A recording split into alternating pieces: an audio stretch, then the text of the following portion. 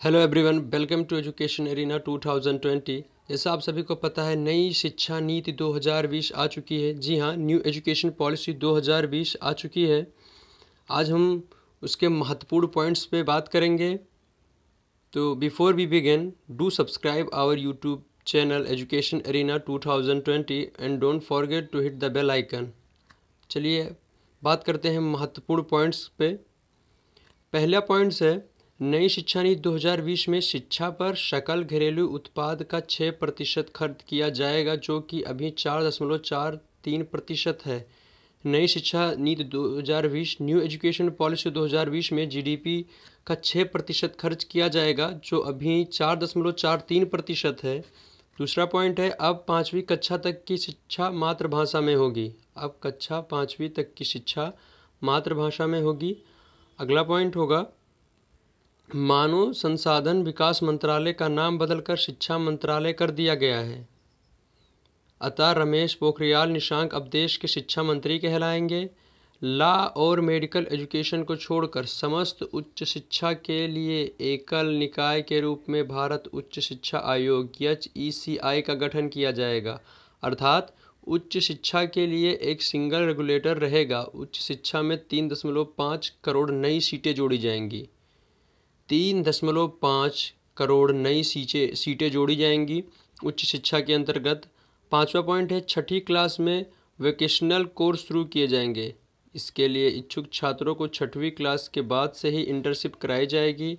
6ठा point है, music और arts के पाठ्यक्रम में बदलाव किया गया है। इन्हें म्यूजिक और आर्ट्स का पाठ्यक्रम में भी शामिल कर दिया जाएगा। अगला पॉइंट है हमारा, नई शिक्षा नीति 2020 का सबसे महत्वपूर्ण पॉइंट है multiple entry and exit system का लागू होना। यदि कोई छात्र 3 साल इंजीनियरिंग पढ़ना या 6 सेमेस्टर पढ़ने के बाद किसी कारण से आगे पढ़ाई नहीं कर पाता है तो उसको कुछ भी हासिल नहीं होता है। लेकिन अब मल्टीपल एंट्री और एग्जिट सिस्टम में 1 साल के बाद पढ़ाई छोड़ने पर सर्टिफिकेट, 2 साल के बाद डिप्लोमा और 3-4 साल के बाद पढ़ाई छोड़ने के बाद डिग्री मिल जाएगी, जिससे देश में ड्राफ्ट आउट रेशियो कम होगा। नई शिक्षा नीति 2020 का सबसे महत्वपूर्ण पॉइंट है ये।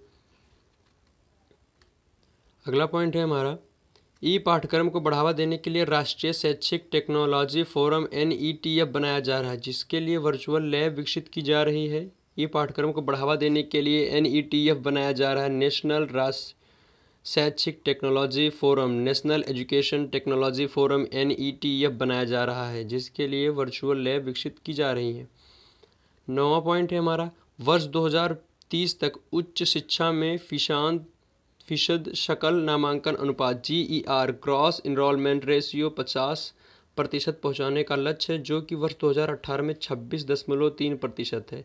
GER को 2030 तक 50% पहुंचाने का लक्ष्य निर्धारित किया गया है।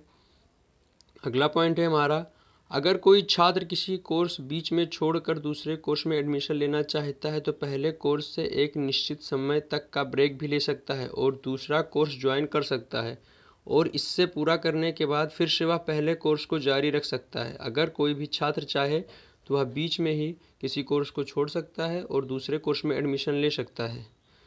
दूसरा कोर्स पूरा करने के बाद वह फिर से पहले कोर्स को भी पूरा कर सकता है। अगला है हमारा, अभी सेंट्रल यूनिवर्सिटीज़, डीम्ड यूनिवर्सिटीज़ और स्टैंड अलोन इंस्टीट्यूट के लिए अलग अलग नियम हैं। नई एजुकेशन पॉलिसी 2020 में सभी के लिए समान नियम होंगे। न्यू एजुकेशन पॉलिसी 2020 में ये सभी नियम सभी के लिए समान होंगे, चाहे वो सेंट्रल यूनिवर्सिटीज़ हो, डीम्ड यूनिवर्सिटीज़ हो, स्टैंड अलोन इंस्टीट्यूट हो या कोई भी हो, सभी के लिए नई एजुकेशन पॉलिसी एक ही रहेगी।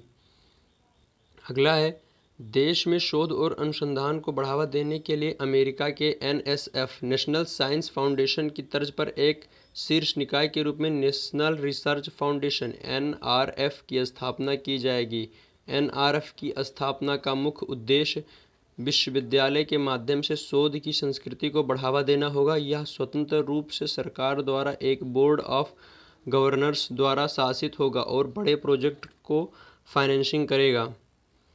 तो ये रही कुछ महत्वपूर्ण पॉइंट्स न्यू एजुकेशन पॉलिसी 2020 की।